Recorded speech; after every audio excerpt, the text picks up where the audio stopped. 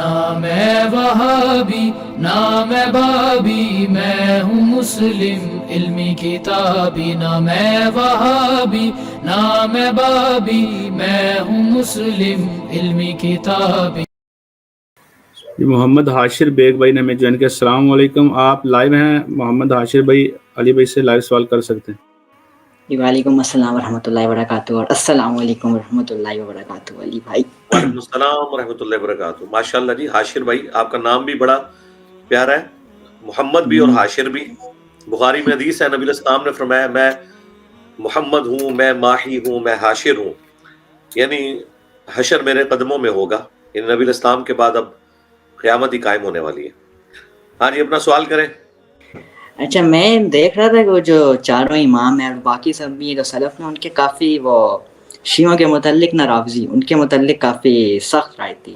اس میں جو سب سے مجھے سخت لگا ہے نا، وہ تھا امام بخاری کا، جس میں وہ کہتے ہیں کہ مجھے جہمی یا رافضی اور عیسائی اور یہودی کے پیچھے نماز پڑھنے میں کوئی فرق نظر نہیں آتا، نہ ان کو سلام کیا جائے، نہ ان کی عیادت کی جائے، نہ ان سے شادی کی جائے، نہ ان کی گواہی قبول کی جائے، اور نہ ان کی قربانیاں کھائی جائیں۔ تو میرا ہے بس کہ ٹھیک ہے، جذباتی ان کا جملہ ہے، اگر ان کی طرف یہ صحیح منسوب ہے تو جذباتی ان کا جملہ ہے، اس کو ہم زیادہ سے زیادہ یہی کہیں گے۔ اگر پھر بھی کسی کو یقین نہ آئے تو اس کے لیے پھر ہمارے پاس پھکی ہے۔ انہیں بتائیں کہ امام بخاری کے نزدیک امام ابو حنیفہ جہمی ہے، اسی لیے انہوں نے پوری بخاری میں امام حنیفہ سے کوئی حدیث نہیں لی ہے۔ تو انشاءاللہ تعالیٰ دو فرقے تو اڑ گئے نا سرے سے، بریلوی اور دیوبندی۔ اور یہ بات بریلوی دیوبندیوں کو پتہ ہے کہ امام بخاری امام حنیفہ کو جہمیہ سمجھتے تھے، اور آج بھی اہل حدیث ان کو جامعہ ہی کہتے ہیں۔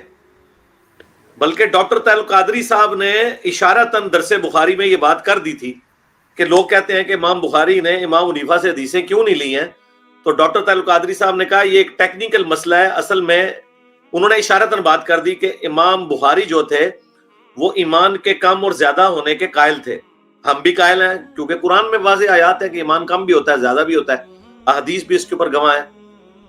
اور امام بخاری کا یہ موقف تھا کہ جو ایمان کے کم یا زیادہ ہونے کا قائل نہیں ہے میں اس سے حدیث نہیں لوں گا۔ اتنی بات تو ڈاکٹر طاہر القادری صاحب نے ویڈیو میں کہی ہے، ٹھیک ہے، ان کے درس بخاری میں موجود ہے، اور یہ میں نے خود دیکھی ہوئی ہے۔ لیکن اتنی بات سے آپ کو رزلٹ مل جائے گا کہ وہ ایمان کو جو کم اور زیادہ ہونا نہیں مانتا وہ جہمیہ کہلاتا ہے۔ اور یہ انڈائریکٹلی انہوں نے بتا دیا کہ امام بخاری امام ابو حنیفہ کو جہمیہ سمجھتے تھے، اس لیے ان سے حدیثیں نہیں لیتے تھے۔ لہذا آپ نے یہ جتنے سخت سخت فتوے بتائے ہیں نا، تو بریلوی دیوبندیوں کو بتاؤ کہ تمہارے امام کے بارے میں پھر امام بخاری کہہ کے گئے ہیں، تو اگر امام حنیفہ کے بارے میں وہی فتوے ہیں تو ٹھیک ہے، پھر آپ رافضیوں کے بارے میں بھی لگا لو، ہمیں تو کوئی مسئلہ نہیں ہے، ٹھیک ہے، دونوں بھائی بھائی بن جاؤ، پھر امام حنیفہ اور رافضی بھائی بھائی ہیں، ٹھیک ہے، پھر دیوبندی بریلوی اور رافضی بھائی بھائی ہیں، ٹھیک ہے، کوئی مسئلہ نہیں۔ ہمارے نزدیک اگر انہوں نے یہ باتیں کہی ہیں تو یہ جذبات کے اوپر مبنی ہے، یہ ان کی ذاتی رائے ہے، یہ قرآن و سنت نہیں۔ ٹھیک ہو گیا؟ تو اختلاف تو کسی سے بھی ہو سکتا ہے۔ اگر ہم حضرت امام ابو حنیفہ سے اختلاف کر سکتے ہیں، بلکہ اس سے بھی بڑھ کے حضرت معاویہ سے اختلاف کر سکتے ہیں، تو امام بخاری تو بات کیا ہے۔ ٹھیک ہو گیا؟ نیکسٹ بات کریں۔ ہاں جی، اچھا، دوسرا میرا عقیدہ کے متعلق تھا کہ میں نے تو جہاں تک مجھے سمجھ آیا کہ جو سلف کا تھا نا، اس میں ان کا اجماع تھا۔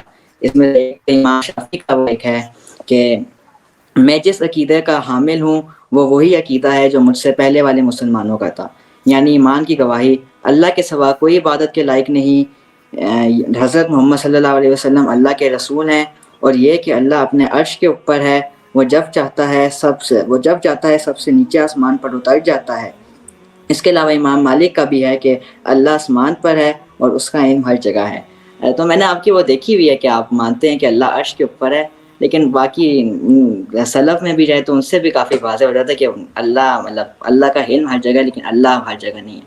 تو آپ یہ بات کیوں نہیں قبول کرتے کہ اللہ ایک منٹ، سلف میں کسی نے نہیں لکھا کہ اللہ ہر جگہ نہیں ہے، یہ جملہ کہیں نہیں لکھا۔ نہیں، ان سے یہ بات سے یہ سمجھ آتا ہے کہ وہ ٹھیک ہے نا، دیکھیں نا، یہی تو ٹیکنیکل جملے ہیں نا، یہی تو ٹیکنیکل جملے ہیں نا۔ سلف میں کس کی جرت تھی کہ جو اس طرح اتنا جرت پہ مبنی کو کلمہ بول دیتا کہ اللہ ہر جگہ نہیں ہے؟ یہ کسی نے نہیں لکھا، ٹھیک ہے۔ رہا مسئلہ اللہ تعالیٰ عرش پہ ہے، بالکل اس کا تو کوئی انکار ہی نہیں ہے. اس میں تو احمد بریلوی صاحب نے بھی ترجمہ کیا ہے الرحمن علی العرش استوى، رحمان اپنے عرش پر مستوی ہے جیسا کہ اس کی شان کے لائق ہے. اچھا اب رہا معاملہ ہمارے ساتھ اس کی مائیت کیسی ہے، یعنی ہمارے ساتھ ہونا. اس میں آگے جو تعویلات کی ہیں سلف میں بعض لوگوں نے کہا کہ جی علم، قدرت، سمع اور بصارت کے ساتھ ہے. ٹھیک ہے، تو وہ صرف علم کے ساتھ نہیں مانتے، سمع اور بصارت کے ساتھ بھی مانتے ہیں، اتنی ساری صفات کے ساتھ. تو میں نے ان کو کہا تھا ٹھیک ہے آپ مانیں، آپ کو تو غلط نہیں کہتے، آپ ہم سے کیوں تقاضا کرتے ہیں کہ ہم اس تکلف میں پڑھیں؟ ہم تو اس ریڈ لائن کو عبور ہی نہیں کرتے. ہم تو کہتے ہیں اللہ تعالیٰ اپنے عرش پہ ہے جیسا کہ اس کی شان کے لائق ہے، اور وہ ہمارے ساتھ ہے جیسا کہ اس کی شان کے لائق ہے. اب یہ تو میں ایک سٹیپ پیچھے ہوں نا. میں بریلوی دیوبندیوں سے بھی یہی کہتا ہوں، شیعہ سے بھی، جو لوگ بزرگوں کی قبروں سے اور سینوں سے فیض لیتے ہیں، کہ بھئی تم چلو یا علی مدد یا شیخ عبد القادر جیلانی مدد کو غلط نہ کہو، ہم نہیں کہتے، لیکن کم از کم یہ تو کرو کہ تم یا عبد القادر جیلانی مدد کہنا چھوڑ دو. ٹھیک ہے، اور صرف اللہ کو پکارو. تم بے شک غلط نہ کہو لیکن اللہ کے علاوہ کسی کو نہ پکارو. تو کیا قیامت الدین اللہ تعالیٰ تمہیں پوچھے گا کہ اگر عبد القادر جیلانی کو پکارنا جائز بھی ہوا تو کیا اللہ تعالیٰ تمہیں اس چیز کے اوپر ٹونٹ کرے گا کہ تم نے عبد القادر جیلانی کو کیوں نہیں پکارا تھا جب جائز تھا؟ تو نہیں ٹونٹ کر سکتا نا. کیا جواب دیں گے یہ کہ یا اللہ ہم تو ایک سٹیپ پیچھے رہے، ٹھیک ہے، ہم آگے تو نہیں بڑھے نا. مسئلہ تو ان کا ہے جو آگے بڑھ گئے ہوئے ہیں، جو آگے بڑھ رہے ہیں مسئلہ تو ان کا ہے، میرا تو کوئی مسئلہ نہیں ہے. میرا تو عقیدہ یہ ہے، نبی اسلام نے کہا ہے کہ اللہ تمہاری اونٹ کی سواری سے بھی زیادہ تمہارے قریب ہے. ٹھیک ہے، تم تین نہیں ہوتے، چوتھا اللہ تمہارے ساتھ ہوتا ہے، سورہ المجادلہ کے اندر. تو میں تو آگے جا ہی نہیں رہا. میں کہتا ہوں بالکل میں اس وقت اس کمرے میں اکیلا بیٹھا ہوں، میرے ساتھ دوسرا اللہ ہے. اب اہل حدیث کہتے ہیں، سلفی کہتے ہیں نہیں آگے چلو. میں کہتا ہوں مجھے ضرورت ہی نہیں آگے جانے کی. ٹھیک ہے، میں جیسا کہ، اور میں ساتھ کہتا ہوں جیسا کہ اس کی شان کے لائق ہے. آگے تو یہ بڑھے ہوئے ہیں نا. یہ کہتے ہیں نا انجینئر صاحب سلف سے آگے بڑھ گئے ہیں. سلف سے آگے نہیں بڑھے ہیں، سلف خود آگے بڑھے ہوئے ہیں. میں تو ایک سٹیپ پیچھے ہوں. ٹھیک ہے، میں تو ایک سٹیپ پیچھے ہوں. تو مجھے کیوں گھسیٹ کے آپ ان کے ساتھ شامل کرنا چاہتے ہیں؟ ہاں اگر میں ان سے آگے چلا گیا ہوتا نا پھر آپ بات کرتے. میں تو کہہ رہا ہوں اللہ اپنے عرش پہ ہے جیسا کہ اس کی شان کے لائق ہے، اور وہ اپنے عرش پہ ہوتے ہوئے میرے ساتھ بھی ہے جیسا کہ اس کی شان کے لائق ہے. تو اس میں مجھے اللہ تعالیٰ نہیں پوچھے گا کہ تو نے ساتھ علم، سمع، بصارت کیوں نہیں بولی. میں تو جسٹیفائی کروں گا اللہ کے سامنے بھی کہ اللہ میں نے کہا تھا جیسا تیری شان کے لائق ہے. تو اگر تیری شان کے لائق علم ہے، سمع ہے، بصارت ہے تو سب کچھ اس میں شامل ہے. میں نے انکار تو کیا نہیں ہے. اور پھر آخری بات، یہ وہ ساری بحثیں ہیں جو صحابہ کے دور کی نہیں ہیں. یہ جب تیسری صدی ہجری میں معتزلہ حکومت میں آگے مامون الرشید کے دور میں فلاسفہ کی کتابیں ٹرانسلیٹ کرنی شروع کی انہوں نے عربی زبان میں، تو وہاں پہ پھر یہ علمی بحثیں شروع ہو گئی اللہ کی صفات اور ذات کے اوپر. وہیں خلق قرآن کا مسئلہ بھی اٹھا کہ قرآن مخلوق ہے یا غیر مخلوق ہے. تو صحابہ میں تو ایسی کوئی بحث نہیں ملتی ہے. جو بحثیں ہی تیسری صدی ہجری کی ہیں ان کو بنیاد بنا کے ایک جھگڑا اور دنگا اور فساد کھڑا کرنا، یہ بہت بڑے ظلم کے اوپر مبنی ہے بات. ٹھیک ہے، اور خود یہ بھی تعویلات کرتے ہیں. سورہ قصص کے آخر میں آتا ہے کہ ہر چیز فنا ہو جائے گی سوائے اللہ کے چہرے کے. وہاں سارے وہابیوں کو دیکھیں، سعودی عرب کے قرآن میں بھی ترجمہ پتہ کیا ہوا ہے؟ سوائے اللہ کی ذات کے. حالانکہ وہاں وجہ اللہ لکھا ہوا ہے. تو انہیں کہیں یہ ترجمہ کرو کہ اللہ کے چہرے کے سوا سب فنا ہو جائے گا. وہ کہتے ہیں نہیں، چہرے سے مراد یہاں اللہ کی پوری ذات ہے. تو دیکھو نا، تعویل تو یہ بھی کرتے ہیں. ہاں، کیونکہ وہ کہتے ہیں اگر چہرہ مانا تو اللہ تو اپنے ہاتھ کا بھی ذکر کرتا ہے، اپنے پنڈلی کا بھی ذکر کرتا ہے جیسا کہ اس کی شان کے لائق ہے. اس کے لیے ہم تمثیل نہیں بیان کرتے. وہ کہتے ہیں اگر ہم نے چہرہ مانا تو پھر ہم مانیں گے کہ بھئی اللہ کی ہاتھوں کو فنا ہے. تو اس کے بچنے کا طریقہ یہ ہے کہ سیدھا کہہ دو کہ اللہ کی ذات باقی رہے گی، ہر چیز فنا ہو جائے گی.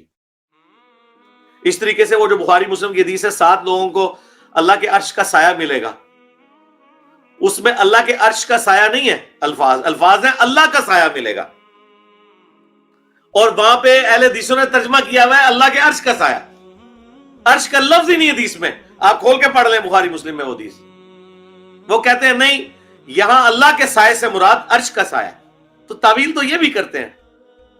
ٹھیک ہے، یہ مودودی صاحب کو اس پہ کرٹیسائز کرتے ہیں، یعنی مودودی صاحب تعویل بھی کرتے تھے اور دونوں طرف رکھتے تھے بھائی، اس لیے کہ یہ بحثیں سلف میں نہیں ہیں، یہ بحثیں 3 صدی ہجری کی بحثیں ہیں. ان بحثوں کا نبی علیہ السلام، صحابہ، اہل البیت کے ساتھ کوئی لینا دینا نہیں ہے.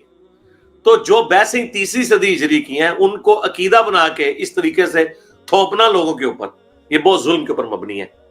ٹھیک ہے، تو ہم نہ مجسمہ ہیں وہابیوں کی طرح، اہل حدیث کی طرح، اور نہ ہم جہمیہ ہیں حنفیوں کی طرح کہ ہر بات کی باطل تعویل کرتے جائیں.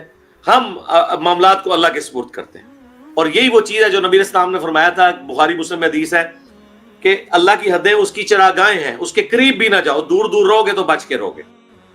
ٹھیک ہے، تو انجینئر صاحب سیف سائڈ پہ ہیں بھائی. میں اللہ کے فضل سے امام احمد بن حنبل سے بھی زیادہ سیف سائڈ کے اوپر کھڑا ہوں. ٹھیک ہے، ٹھیک ہے، جزاک اللہ. آپ کے سیلفی آج لے لیں سیلفی لے لیں.